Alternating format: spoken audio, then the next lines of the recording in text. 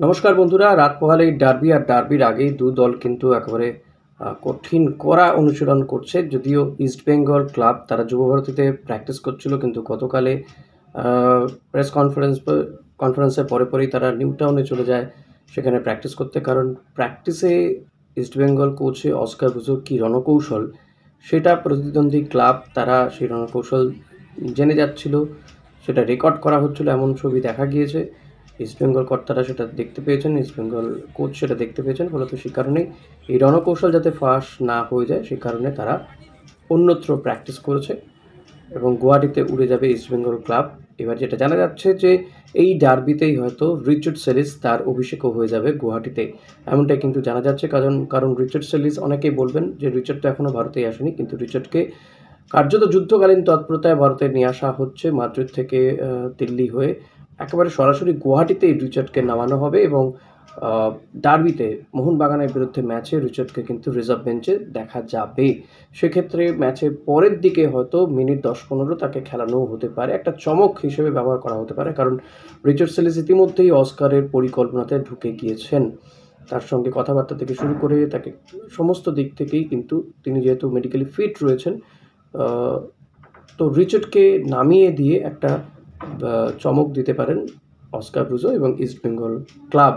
তো দেখা যাক সেটা খেলানো হয় কিনা। অপরদিকে ইস্টবেঙ্গল আরও নতুন দুজন প্লেয়ারকে আইএসএলে রেজিস্ট্রেশন করিয়েছেন। তারা হচ্ছে চাকু মান্ডি এবং সুমন দে।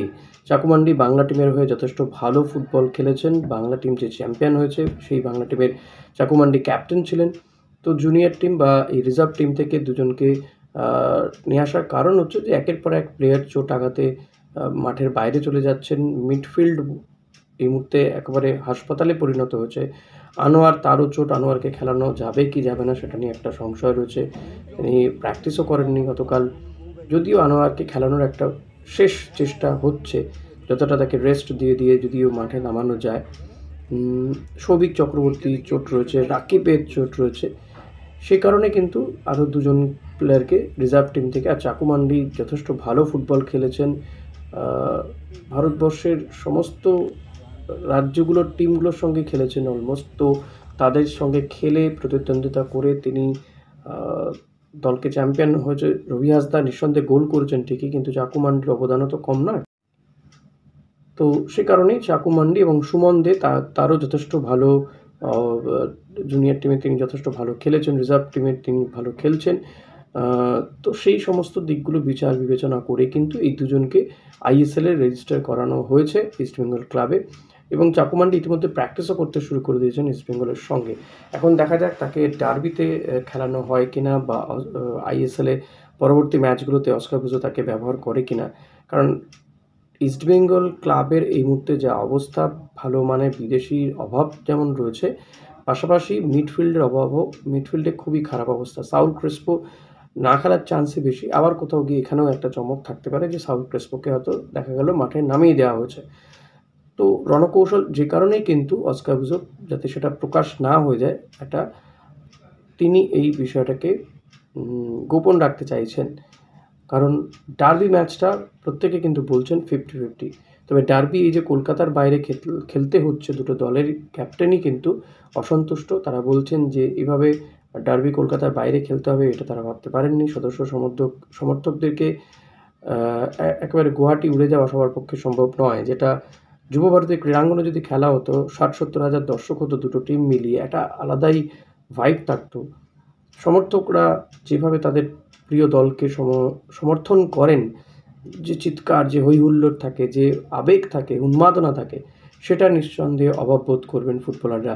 গুয়াহাটিতে গিয়ে সেটা তো পাবেন না। হয়তো সেখানকার স্থানীয় লোকজন আসবেন, এখান থেকেও কেউ যাবেন, কিন্তু এই 60-70 হাজার দর্শক তার ওখানে চলে যাবেন না, সেটা যাওয়া সম্ভবও নয়। তো সব মিলিয়ে কিন্তু বলা যেতে পারে ডার্বির আগে তপ্ত হচ্ছে পরিস্থিতি। অপরদিকে অনিরুদ্ধ থাপা সে তো খেলতে পারবে না, আপনাদেরকে আগেও জানিয়েছি। মোহনবাগানে গ্রেগ স্টুয়ার্টকে খেলানোর একটা চেষ্টা চলছে, তাকে হয়তো খেলানো হতে পারে ইস্টবেঙ্গলের বিরুদ্ধে ম্যাচে। লেটস সি কী হয়।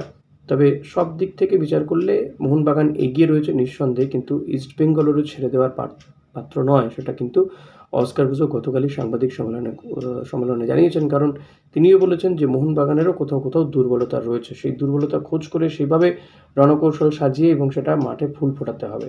তাই শুরুর দিক থেকে গোল তুলে নেওয়াটাই কিন্তু অস্কারের মূল পরিকল্পনা এবং শেষের দিকে নিজেদের ডিফেন্সকে আঁটসাঁট রাখা। যদি ডিফেন্স নিয়েও কিন্তু সমস্যা রয়েছে, দেখা গেছে হেক্টর কিংবা হিজাজির মধ্যে তাল মিলে যথেষ্ট সমস্যা রয়েছে, হেক্টর কিছুটা স্লথ। তো এই সমস্ত দিকগুলো কতটা মেরামত করে ডার্বির আগে ডার্বিতে নামতে পারে ইস্টবেঙ্গল ক্লাব, সেদিকে অতি অবশ্যই নজর থাকবে। আবারও বলবো, স্কোর লাইন কী হতে পারে প্রেডিক্ট করে যান। আপনার প্রেডিকশন যদি মিলে যায়, নিঃসন্দেহে পরবর্তী ভিডিওতে এই নিয়ে চর্চা হবে, আপনার নাম ঘোষণা করব। ধন্যবাদ।